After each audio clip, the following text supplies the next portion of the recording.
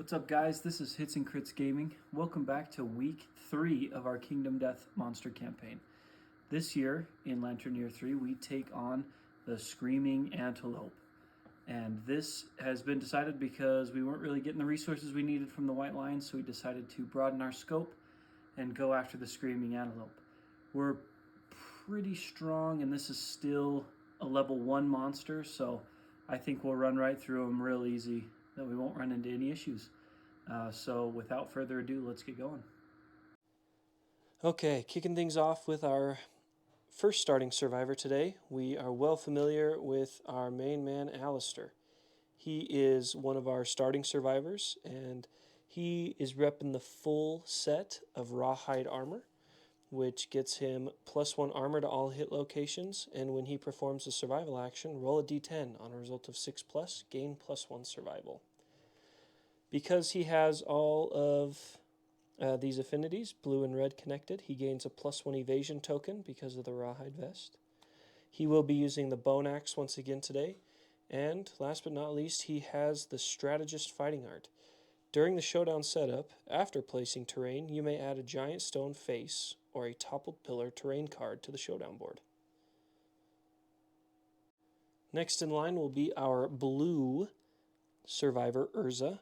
She is our fist and tooth go-to. She currently has 1 point towards her fist and tooth proficiency, and so long as she's able to wound the Screaming Antelope here, she'll gain another. She has 2 pieces of our White Lion armor, the White Lion helm and the White Lion gauntlets, which are worth 2 armor points to each of those locations. And she also has Monster Claw style fighting art. Your fist and tooth attack gains +1 accuracy, +1 strength, and savage, which Savage shares a trait with the bone axe, so as long as they critically wound, they may cause 1 additional wound per attack. Alright, and joining us next is another familiar face. It is our survivor Barathor. He fought his first monster with us last week and will be endeavoring with us once again. He is the recipient of the 3 pieces of leather armor that we purchased, which are each worth 3 armor. So we have 3 armor to the body, to the waist, and the hands. He'll be rocking the bone blade. He's also got stone noses, which on arrival gain +1 survival and an insanity. And then he is also the recipient of our monster grease, which gets him +1 evasion. And last but not least will be a new survivor, newly named survivor anyways. This one comes from another viewer. They requested Bubbles. So this is Bubbles the Bow Woman. And she will be taking over the catgut bow and the clawhead arrow from Zachary, who we lost last year to the murder settlement event. Alright, so our survivors are headed off on their hunt phase. Headed towards the Screaming Antelope. Let's go ahead and get started here. So their first event is Devoured Grounds. The stone-faced ground is littered with the leavings of ravenous passing beasts. Half-eaten acanthus plants are strewn everywhere. If any survivor has 3+ understanding, the survivors may skip the next hunt phase space. And we do not. Alistair has 1 understanding and Urza has 1. But other than that, we don't have any understanding. So we are going to roll a random hunt event here.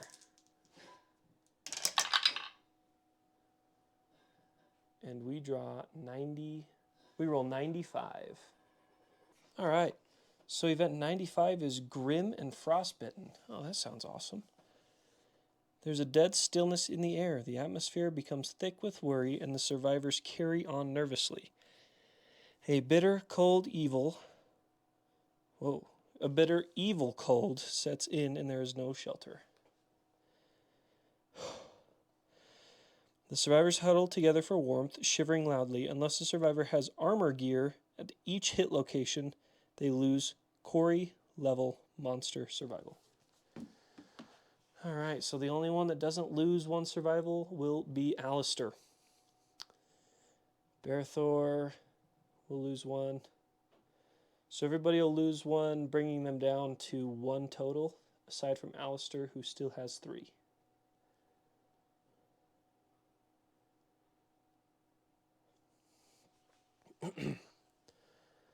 All right, and I believe that that's the end of that event.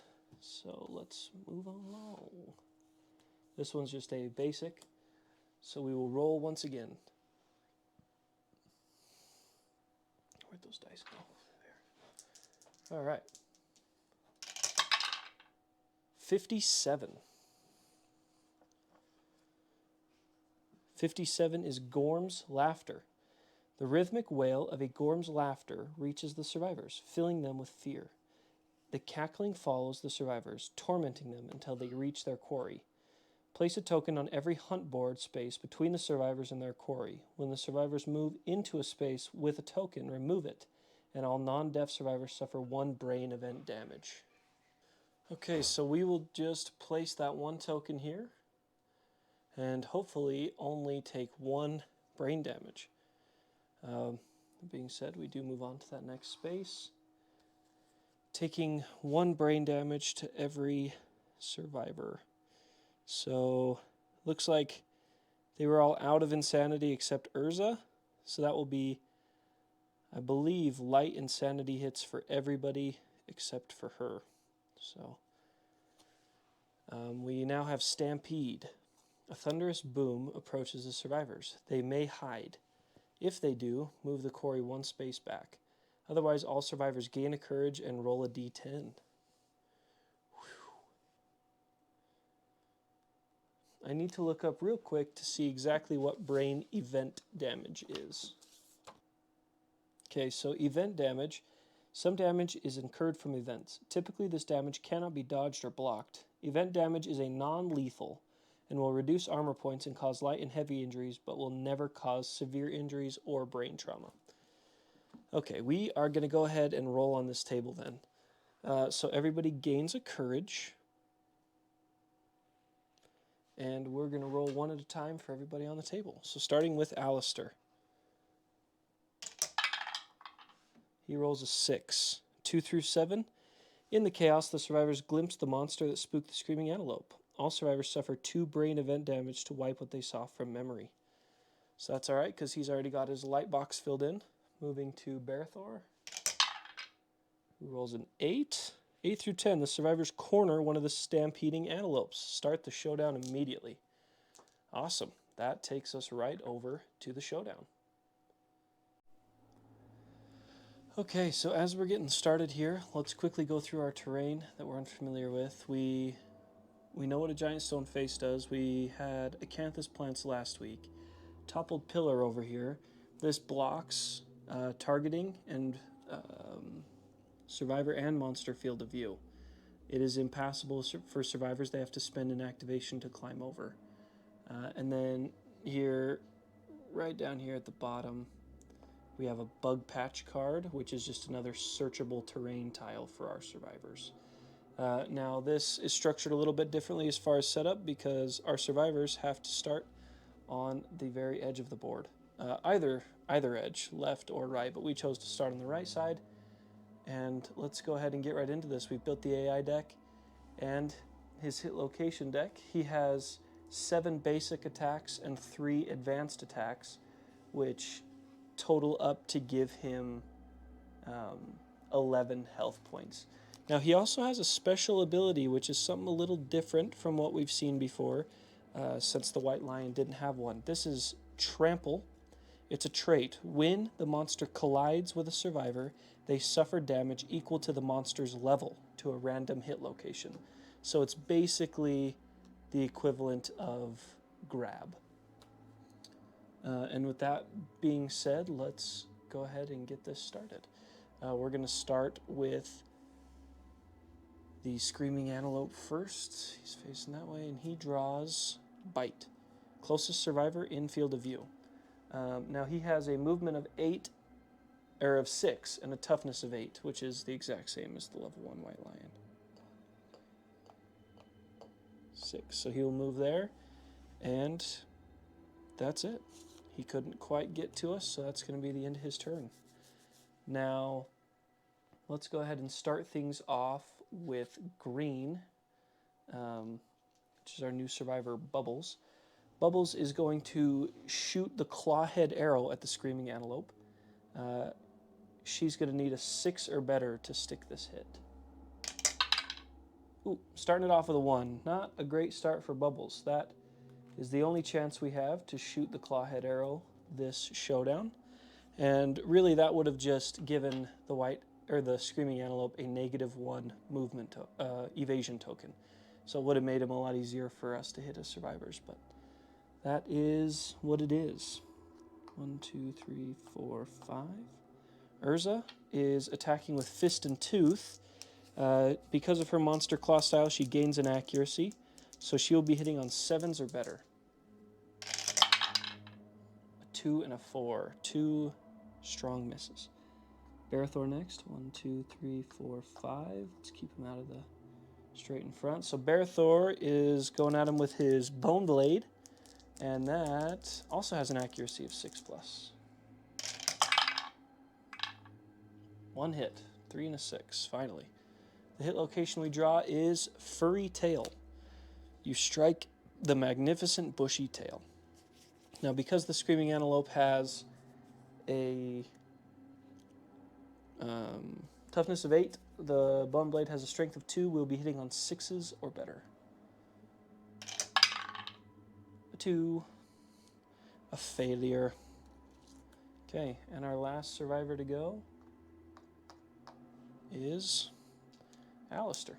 Alistair's going to be swinging the bone axe for us, and because he's right in his face, he'll be hitting on 6+. A 1 and a 2. Not a very good start for the survivors here. We pass it back over to the Screaming Antelope. He draws Gore. Full move in the direction the monster is facing and turn to face the closest survivor. So he will go, so this will get knocked over. 1, 2, 3, 4, 5, 6. So he does get knocked over and takes 1 die of damage from collision, from trample, to his head. So 1 shot of damage to Alistair's head.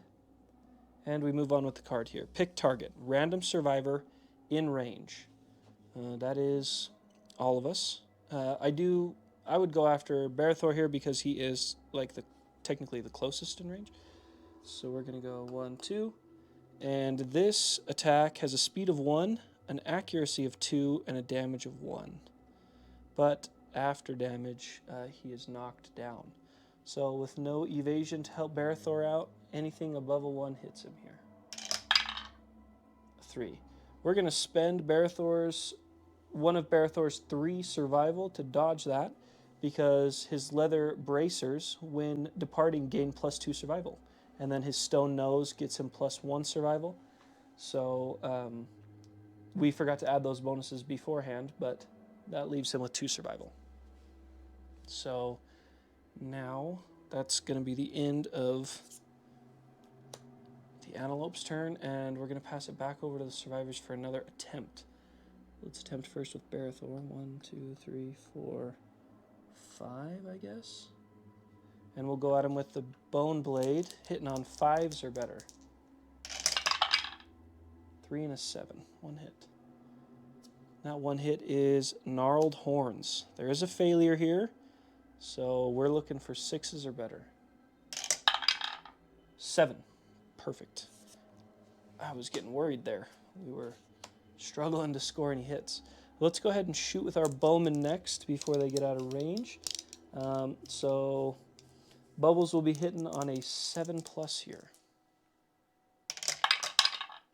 7 and a 1. Draws 1 hit location. Restless Hoof. It has a failure.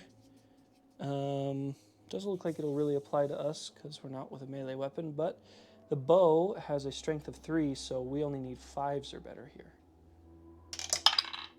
2. We do not get it. So the failure on this, if attacking with a melee weapon, it is kicked out of reach, which we weren't, so we kind of got lucky there. Let's move around with Urza. 1, 2, 3, 4, 5. Urza's with Fist and Tooth, hitting on 7s. 1 and a 5. We might be in trouble here because that's the end of the survivor's turn.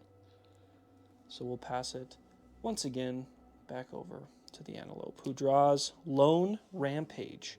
The monster unleashes an awful wail to signal its terrific rampage. All non-deaf survivors suffer 1 brain damage. Now that's going to be okay for everybody except Bubbles. Bubbles will be rolling on the severe brain trauma chart. Okay, let's see what Bubbles gets for us here. A 10. I'll be. Frenzy, gain 1 D5 of insanity. So let's do that first. So Bubbles gains 4 insanity. Let's give those to her real quick. 1, 2, 3, 4. +1 speed token, +1 strength token. Wow. Okay, so we got those for her. We got a +1 strength and a +1 speed. You may ignore slow on melee weapons. You may not spend survival. You may not use fighting arts. You may not use weapon specializations. Can be gained multiple times. Okay, that might work out in her favor quite a bit. Unfortunately, that isn't the end of this attack. There's a zone of death. All knockdown survivors within the zone of death suffer 1 damage per monster level to every hit location. So that will be Alistair will suffer 1 hit to every location. And then all standing survivors suffer 1 damage per monster level, bash, and knockback 7. So 1, 2, 3, 4, 5, 6, 7. Down. 1, 2, 3. Oh, let's move him first. 1, 2, 3, 4. 5, 6 into the corner of the board. Then 1, 2, 3, 4, 5, 6, 7 down. Corner of the board. So they all suffer 1 damage per monster level. So we'll start with Urza, takes 1 damage to the legs. It's a light hit. And then Barathor takes 1 damage to the body, which is alright because he's got some leather armor there. Then last is Bubbles, takes 1 to her hands.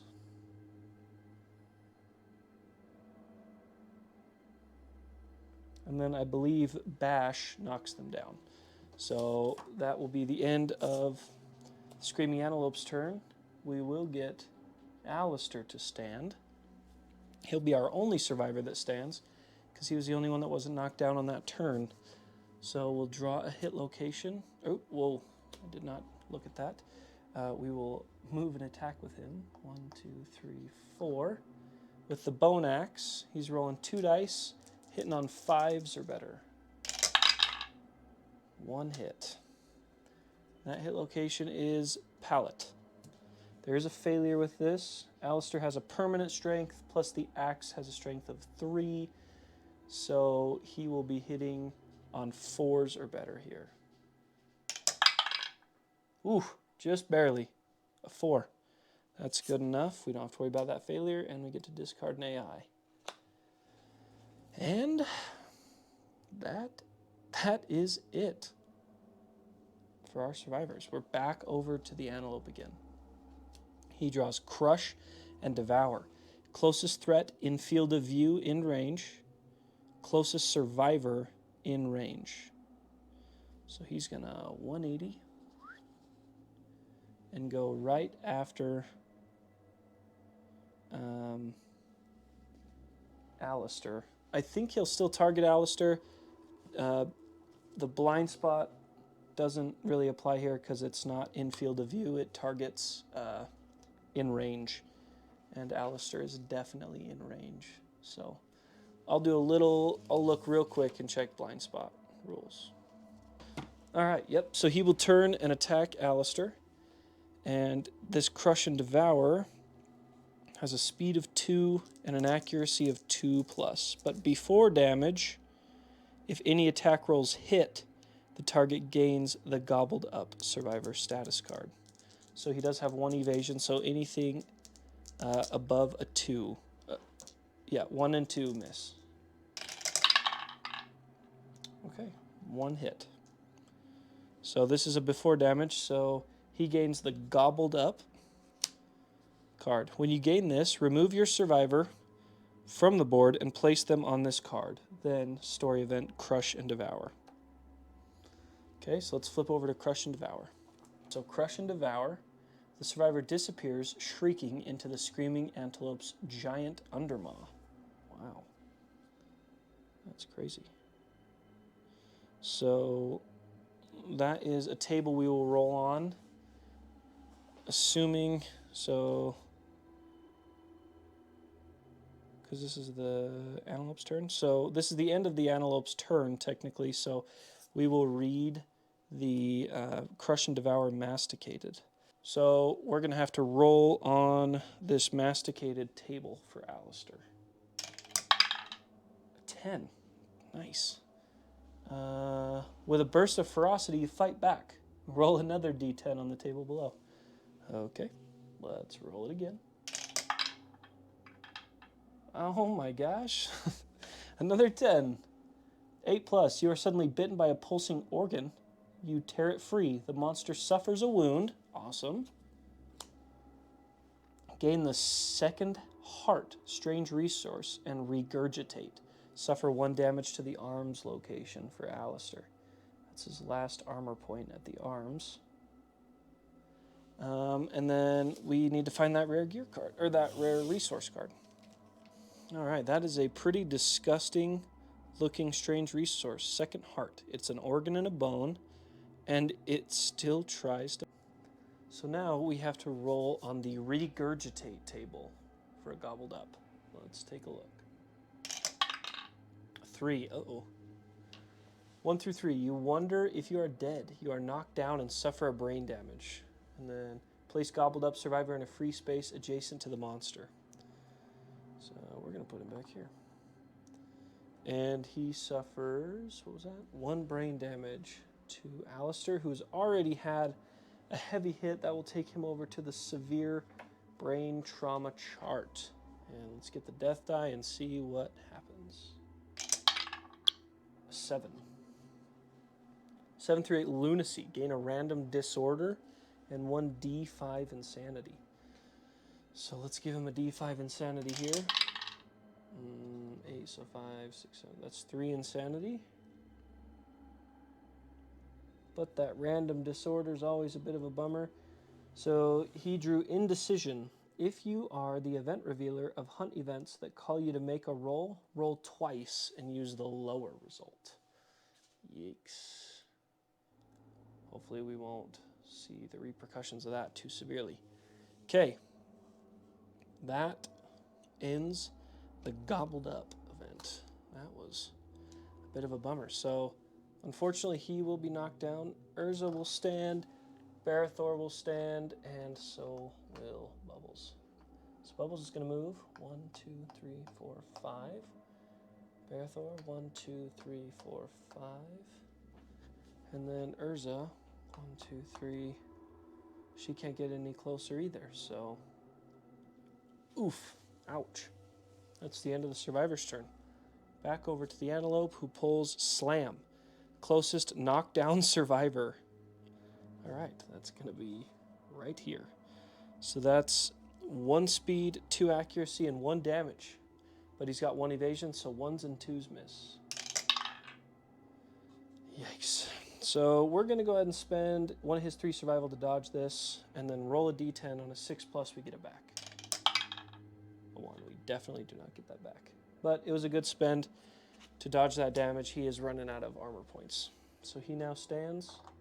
We're going to run around with him. 1, 2, 3, 4, 5. Attack from the blind spot. Alistair with the bone axe. We're hitting on 5s or better here. 5 and a 10. That's better. I feel like we've been starved for hits this game. So we draw Restless Back and Restless Shank. We're going to go for Restless Back first because there is no reaction on this. We wound on 4s or better. Yuck. A 1. Holy cow. All right, moving on to Restless Shank. This does have a wound, 4+. 6. Okay, so we do get to remove an AI, but we also have to suffer the wound effect now, which is roll a d10 for each survivor currently in the monster's blind spot. On a result of 3+, they are brutally back-kicked. Suffer 3 damage. Ugh, a 9. So they're kicked back, suffer 3 damage to a random hit location, and knock back 5. 3 damage to a random location? Just not the head, please. The body? That might be just as bad for Alistair. Alistair still had 1 at the body, so that's a heavy hit. So he will be knocked down. But we're not rolling on the severe charge, so that's always good. Okay. Back to the survivors. 1, 2, 3, 4, 5, 6. The bowman's in range, so Bubbles is going to shoot, looking for 7s or better. 5 and a 9. 1 hit. Giant tongue. So -2 toughness to wound this location, which means he will be hitting on 3s or better. 7. Thank goodness. So that is a wound. And giant tongue wound reaction. Blood and spittle erupt from the screaming antelope's wounded undermaw. If the wound result is even, suffer a brain damage. If it's odd, gain an insanity. And it was a 7. So that will be 1 insanity for Bubbles. And actually, now that we're here, I forgot about Bubbles' additional speed and strength from Frenzy. So we're going to roll 1 more die here as an extra bow shot. A 3. It would have been a miss anyways, so no big deal. Okay, let's go over to Berthor here. 2. Into the blind spot with the bone blade, looking for 5s or better because of the blind spot. A 6 and a 3. 1 hit. Draws furry throat. If you hit with a club or shield, which we are not, so we are looking for 6s or better here. A 9. Awesome. So it's not a crit, but it is a successful hit. Move an AI. We got to get hers in there. She's got to get a hit here. 1, 2, 3, 4. That's all we can do. So she will be hitting on 7s or better. 8 and 7. 2 hits. 2 chances with fist and tooth. I like that. We got restless chest and restless inner thigh. Okay, they're both wounds. We're going to do restless inner thigh first for sure. So she is attacking with monster with fist and tooth, so she'll be hitting on 7s, 7+, but critting on 9s and 10s. We need some crits here. 4. So that wound, we do not get that wound, and moving on to the next one. 6, just short of that hit. So we don't suffer that wound effect either, and we're back to the Screaming Antelope, who draws Slam. Closest knockdown survivor, or furthest threat. Closest knockdown survivor is going to be it. So he's going to take a damage. 1, 2, 3, 4, 5. He'll get there easily. Berthor takes 1 damage to his body. I don't think that's a big deal. I think he's still got an armor point there. 2, actually. So yeah, he takes 1 damage there. And now we're slam attacking on red. 1s and 2s miss. Spinner. A 6. So we're going to spend another one of Alistair's survival to dodge this. And we're going to roll to see if he gets it back. He gets it back on a 6+. He does not. Okay. End of Antelope's turn. Berthor just now got knocked down. He got knocked down previously, so he will stand. Let's get... Oh, tough call. We're going to do a wraparound. 1, 2, 3, 4, 5. We're going to attack here with Alistair, looking for 6s or better. Oh, we got a jumper. 7 and an 8, 2 hits for our best one. Restless Eye and Restless Flank. So Restless Eye is a first strike. Screaming Antelope's massive eyes glisten with human-like fear. If the attacker is insane, cancel all hits and end their attack. And Alistair has 3 insanity, so he is considered insane. Cancel all hits and end their attack, otherwise the attacker suffers brain damage. So he gets knocked down. No. He just has to cancel the rest of his attack. That's it. That sucks. That sucks really bad. Okay, let's shoot with our bowman, who's rolling 3 dice now, hitting on 7s or better. 8, 8, 9. Uh-oh, we're getting dangerously close to a trap card here. First, we draw a Restless Rump, Restless Shoulder, and Restless Tiny Hands. Awesome. So we're not going to do Restless Rump first, that's for sure. Let's go for Restless Shoulder first. And we need 5s. No, we need 4s or better to score hits here because of the +1 strength token. 4+. A 9. Bingo. So that is a hit here. Wound. Your blow clips the Screaming Antelope's shoulder and it jumps back. Turn to face the attacker. Then, without turning, move the monster 1 space directly away from the attacker. Cancel all hits now out of range, which he is not out of range because we're using the bow. We move on to this Restless Tiny Hands. Yeah, 4+. 10. There we go. Gain 1 Screaming Antelope resource. Twitching Tiny Fingers rain down. All adjacent survivors gain an insanity, which nobody is adjacent, but we will shuffle up these resources and pick one. Shankbone. It's a good one to add to the collection. Now we get to discard that hit location and discard that AI, bringing him down to 3 life points left, and we still have 1 attack to resolve here. Restless Rump. 5. That's good for the hit, which is what we needed. Discards that AI. But the reflex. Turn the monster to face away from the attacker, full move forward in a straight line. So 1, 2, 3, 4, 5, 6. Barathor will take another point of damage from collision to the head. Ooh, that's alright. It's a heavy hit, but he's already knocked down, so what are you going to do? That gets rid of that. And Urza still can go. That worked out nicely. 1, 2. Looking for 7+ here. 7 and an 8. 2 hits. She could potentially kill here. Ferocious Spasm. And Wailing Slide. Trap card. The Screaming Antelope panics, its undermouth unleashing an inhuman wail. It bucks wildly and leaps into the air. The attacker is doomed. All survivors adjacent to the monster suffer 2 brain damage per monster level, knockback 5, and are knocked down. So that's only Urza, who has 1 insanity, so she will lose that insanity and take a light hit. She now suffers knockback 5, 1, 2, 3, 4, 5, and is knocked down. And the monster lands on its belly, begins to slide on its teeth. Turn the monster directly away from the attacker and full move forward in a straight line. 1, 2, 3, 4, 5. Pretty much down here in the edge, out of view. We'll adjust there. And we got to reshuffle these hit locations.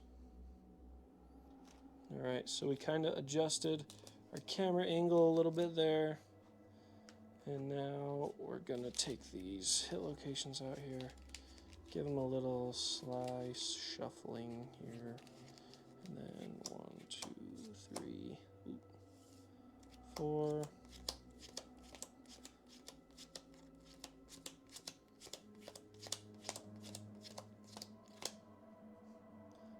Three, 1, 2, 4. All right. He's only got 2 AI points left.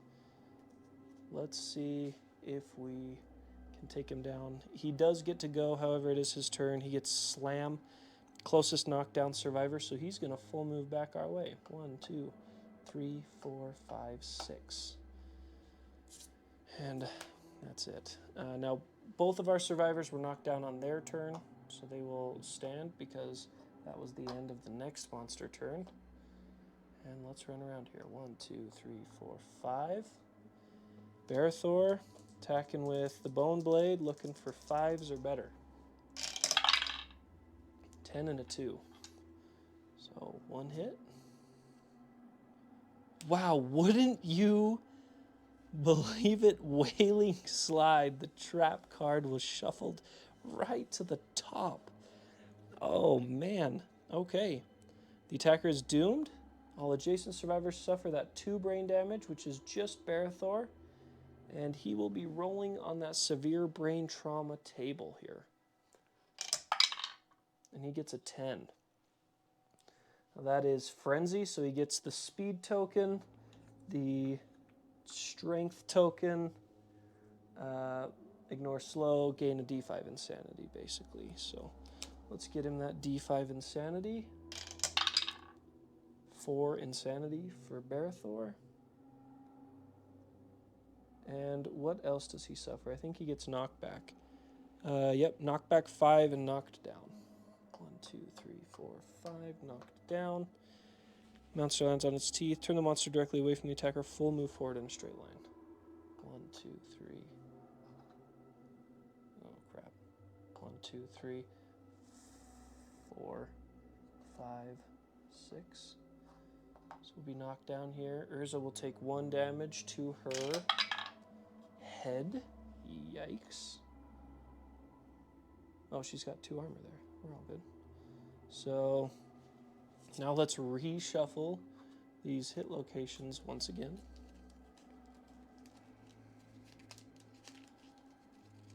The odds of that. You hate to see that happen. 1, 2, 3, 4.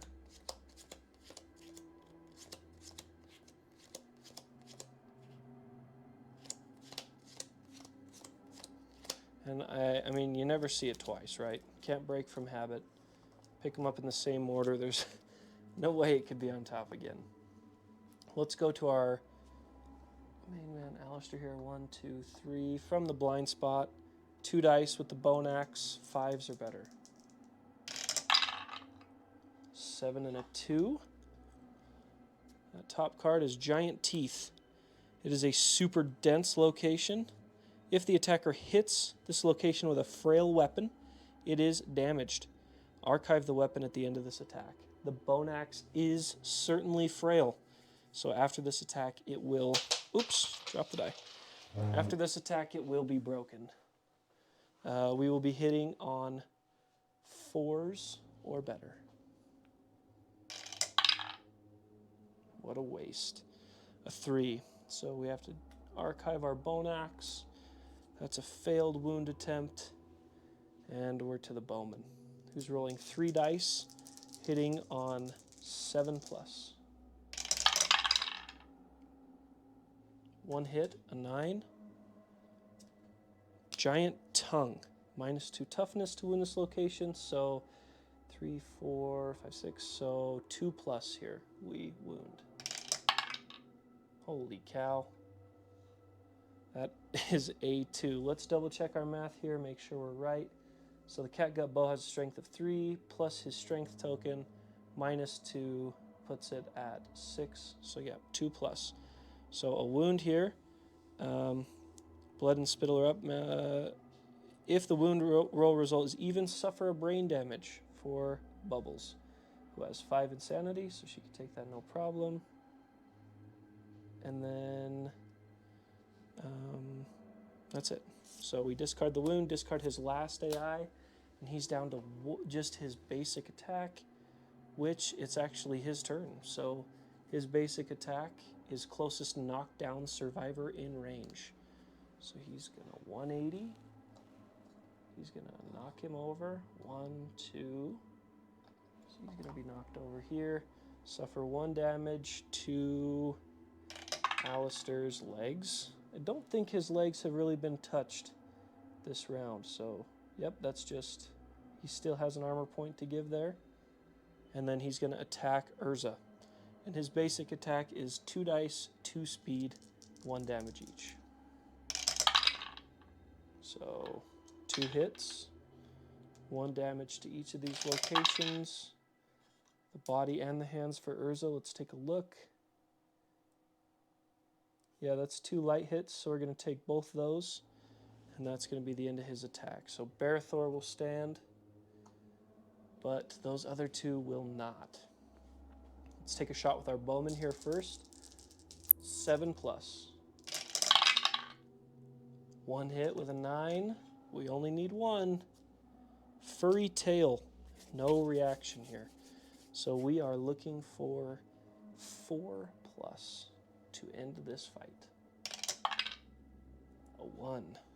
Talk about anticlimactic. All right. Let's move here. 1, 2, 3, 4, 5. And dang it, we are right back to the antelope, who's going to attack Urza once again. 2, 2, 1. So 2 hits, 1 damage of each of these to Urza's body and head for Urza. The body, so we'll take the head damage and we're going to dodge the body hit so that she doesn't get that heavy hit. And we're back to the survivors, so we'll stand here and actually stand here. So let's see if Alistair... Nope, because he lost his bone axe, so he's no longer kind of the MVP. I think the bowman's got the best chance, so let's shoot, looking for 7s. 1 hit. Oh boy. Restless inner thigh. It's got a wound. 4+. Holy crap, a 1. Man, that's so frustrating. Let's try Urza. Fist and tooth, 7+. 1 hit, okay. That draws restless shank. There is a wound here. 7+ for the kill.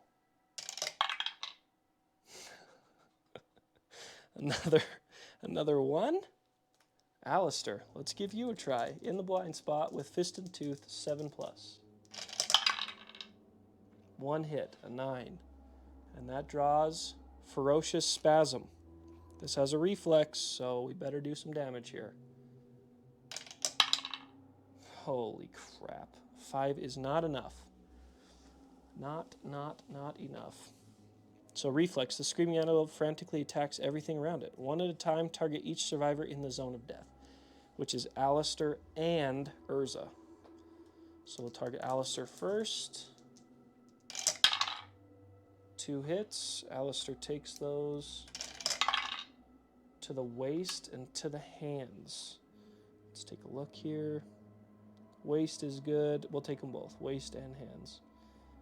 And then now we have to attack Urza. So same thing here. 2 hits, 1 damage to each. Waist and hands for Urza. Okay.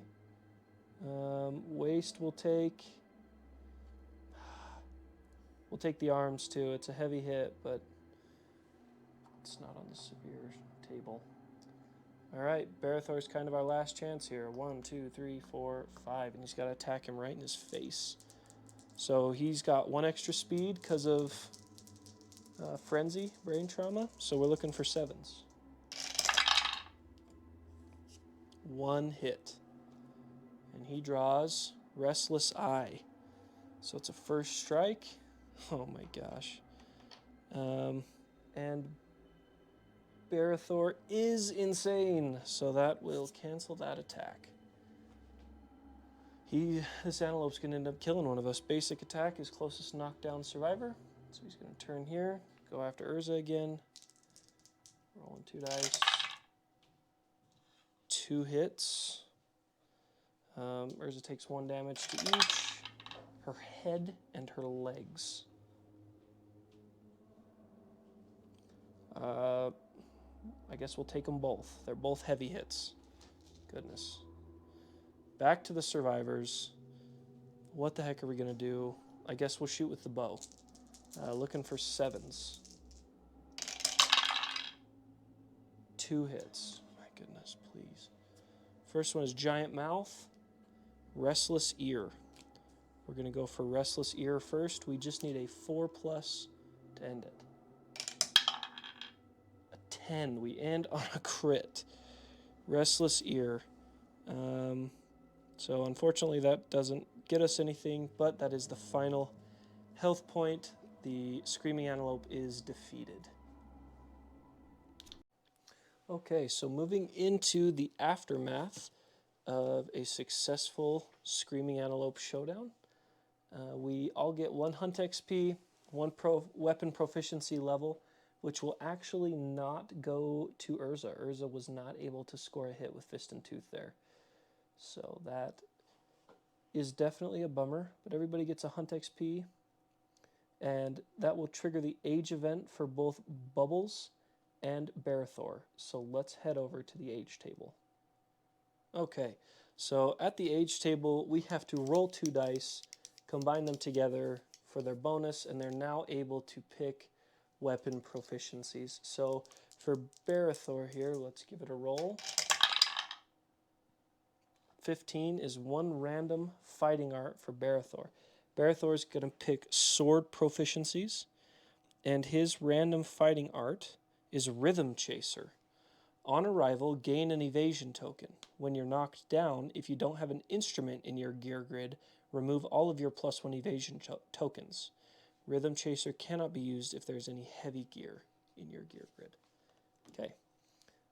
Then we'll go on to Bubbles. And the only reason Bubbles is getting to roll on the age table is because back in our first official Lantern year, we did some shared experiences where some of our unnamed survivors gained a Hunt XP, and she was one of them. So she will get to roll here on the table. Oh, I got a jumper. A 1 plus 7, 4, so 11. 11 is also a random fighting art for Bubbles. Bubbles is going to choose bow proficiency and start working her way towards being a bowmaster. Her random fighting art is Monster Claw style. Same as Urza's, actually. That's kind of funny. Okay, so she will be working towards her bow proficiency. And with all that done, we'll switch back here to the board where we get to continue on with our rewards from the Screaming Antelope's defeat. The first time the Screaming Antelope is defeated, gain the Stone Circle settlement location. When the monster is defeated, any non-deaf survivors with 20+ insanity are driven mad by its screaming death wail. They vanish into the darkness, never to be seen again.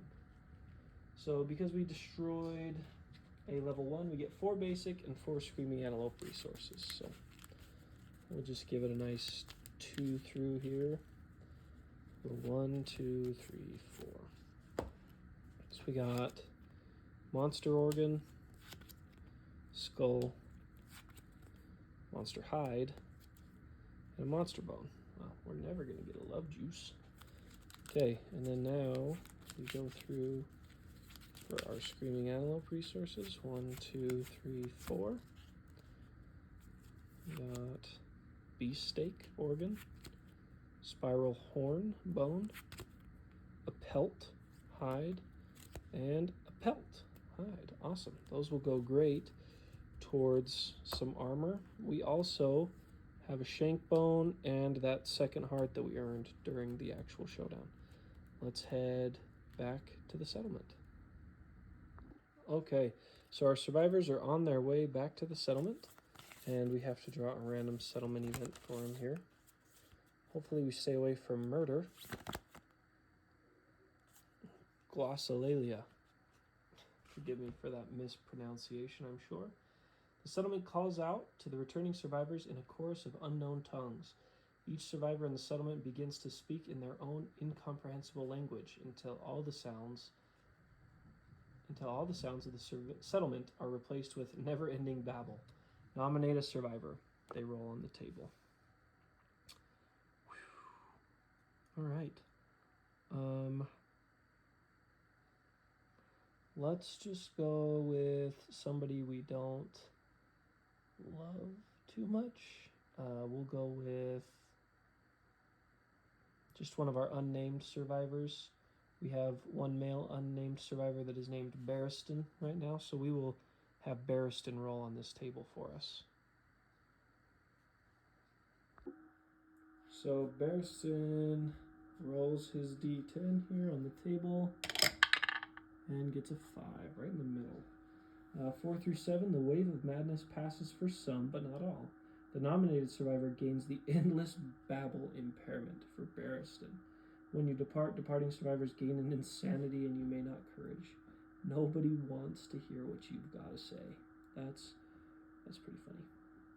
So we'll put endless babble on Barristan and move forward into our settlement phase. All right, so we've gained our endeavors, we've updated our timeline, and according to our timeline, this next lantern year are facing a nemesis encounter with the Butcher. So we'll discuss that at greater lengths before starting the showdown next week. We didn't have to update our death count. We've checked all our milestones, so now we're to our development stage, which is our exciting stage. We're happy about those. This is where we get to spend our endeavors and our hard-won resources. So we're going to put these in piles here of bone and hide and organ, just so that we kind of know what we're working with here. This is both organ and a bone. So let's go ahead and keep with tradition here. We're going to spend an endeavor along with a monster bone, a monster hide, and a monster organ. I'm going to spend those, and we are going to innovate. Okay, so we've got our innovation deck here.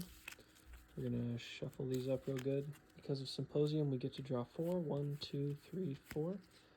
And pick the one we want the most. So first we have Hovel, which is a great one. Lantern Oven, also fantastic. Inner Lantern, oh my goodness, and Bloodletting. So for me, it's down to these 3. And before we even discuss these, I'm just going to go with Inner Lantern. So Inner Lantern, the settlement finds the light within. All survivors gain Surge survival action. Surge. Once per round, spend a survival to gain an activation and use it immediately. So it's basically a double attack, which could be huge for us, especially going in against the Butcher, where we got to get in there, kill him as quickly as we can, and get out. So we're going to hold on to these 3 endeavors here for a few minutes as we take our attention over to the stone circle, where we're going to buy some armor. We're going to spend a pelt,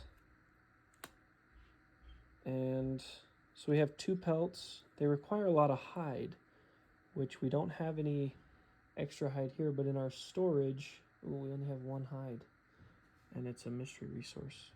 So we're not actually going to be spending those at the stone circle. Oh goodness, can't really do much.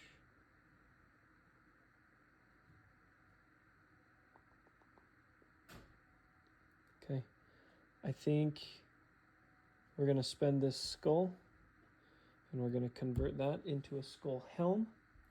And then aside from that, this might be crazy, but we're going to put all the rest of these resources into our settlement's storage. All right, and I think we are going to take one of these endeavors at a time over to the organ grinder and attempt to perform augury, which is an attempt at the intimacy story event to help with reproduction in our settlement. So if you spend an endeavor at augury, the survivor endeavors to glean the meaning of existence. Roll on the table. Add 1 to your result if your understanding is 3 or higher. And I don't think we have a single Survivor with that understanding, we don't. So we'll just be rolling on this table without it. 3. 1 through 3. Lose a resource. If you do, gain an understanding. So we'll go in and we will get rid of... In our basic, we had 1 skull resource, aside from the one we just spent. So we're going to spend that skull and give an understanding to Alistair. And then I think we're going to try that again. Spend another endeavor to try again. 5. Gain a survival. And let's spend our last endeavor there as well. 9. There we go. So 9. Okay, wow. That looked horrible, but it was a 9. 8 or higher triggers the intimacy story event. So let's head over there. Okay, so intimacy. Nominate 1 consenting male and 1 consenting female survivor to roll on the intimacy table. So this is a little risky for the first one. So we're gonna play it safe, and we are gonna use Barristan as our consenting male and Harmona as our consenting female, and we're gonna roll on the table below. Nice. A 10. So the first time your settlement gives birth to a new survivor, we get to trigger the new life principle, which is awesome. So we just rolled a 10. We don't have hovel, unfortunately, but the settlement celebrates a twice fortunate event. A pair of healthy newborn survivors enter the world. The settlement gains 2 population. So we get to move over to principal new life. Let's turn over there.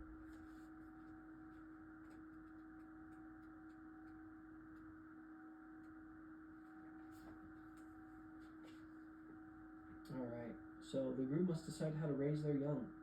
Choose 1. The toys are taken from the child without mercy. The toys are taken from the child and replaced with a cold stone face shard. Training begins immediately. The settlement gains the new life principle, survival of the fittest. Record it and roll on the table. Or we can raise them with affection. The settlement embraces the child with warm arms. Nurturing new life is their highest calling. The settlement gains the new life principle, protect the young. Find and place the card on the settlement board and note it on the settlement record sheet. This one's tough because I've gone both ways in the past, and both have their ups and downs. But I think I'm going to choose to erase them with affection. So I will locate that card. So protect the young, the children are the future. When rolling on the intimacy story event, roll twice and pick one, which will help us avoid those nasty consequences at the bottom of intimacy. So we do roll on the table still. A 2. Kidding me? So the settlement gathers around the newborn in awe. Never have they seen something so precious and meaningful. The parents each gain 2 survival and 1 permanent evasion. So 2 survival for Barristan and 1 permanent evasion. And the same here for Harmonia. She gets 2 survival and 1 evasion. Okay, that is the end of our intimacy event, and that is the last of our endeavors to spend. Well, guys, that wasn't quite what we were expecting. Definitely was our toughest hunt, I would say, of this campaign. We kind of got slapped around a little bit and got kind of a good taste of rolling poorly. That being said, we were able to get everybody out and make it a fairly productive hunt. We got some good pelt, which will be used in the future to make some screaming antelope armor. The reason we didn't spend that this week was just because most of it requires a pelt and a hide, and we didn't really have those resources to spend. We will be going up against the butcher next week, unfortunately, who is very brutal this early in the game. We may be missing that armor, but that's the decision I decided to go with, so hopefully it doesn't come back to bite us in the butt too bad. But all in all, I felt like it was a fairly successful week. I'm real excited for next week's episode against the Butcher. I think it's going to put our best survivors to the test. So thanks for tuning in. Once again, this is Hits and Crits Gaming. My name's Braden. If you like what you're seeing, be sure to do all those awesome YouTuber things. Like, comment, and subscribe. We'll catch you next time.